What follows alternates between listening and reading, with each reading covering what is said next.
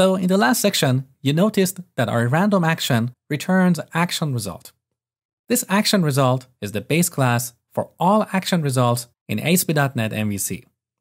So depending on what an action does, it will return an instance of one of the classes that derive from action result. In our random action, we're calling this view method here, which is just a helper method inherited from the base controller class. This method allows us to quickly create a view result. Alternatively, we can return a view result like this.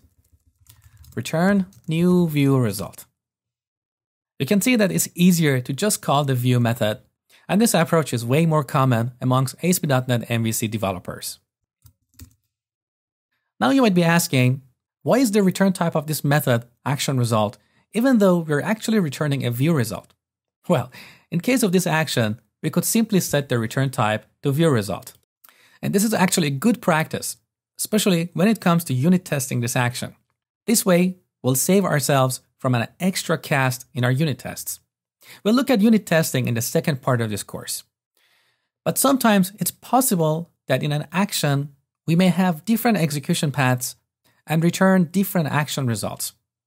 In that case, we need to set the return type of that action to action result so we can return any of its subtypes. Okay, view result is one of the action results that you work with most of the time. Let's take a look at other types of action results.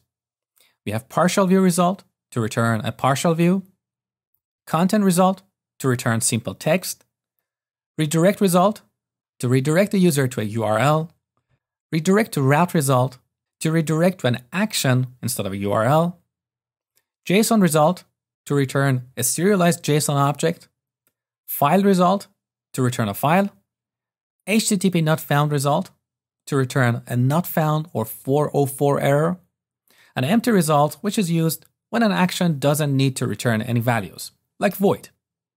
As you can see, for all these types except empty result, we have a helper method in the base controller class. So let's see some of these in action. Back in the code, I'm going to comment this out. Let's return content, like hello world. Let's run the application with Control and F5 and navigate to /movies/random. So look, we just get plain string content in the response. Another example, let's return HTTP not found. Now build the application with Control-Shift-B. This will compile the application without opening a new tab in the browser. Now press Alt and Tab to switch back to Chrome and Control-R to refresh the page. Okay, look, we got the standard 404 error. Now for empty result, we don't have a helper method. So if you want to create an action that doesn't return anything, you need to return an instance of empty result like this. Return new empty result. Control-Shift-B to build. Alt and Tab. Control-R. Okay, look, there's nothing in the response. And the last example. Return redirect to action. Here we specify the name of the action and then the controller. Now sometimes, as we are redirecting the user from one page to another, we need to pass arguments to the target action.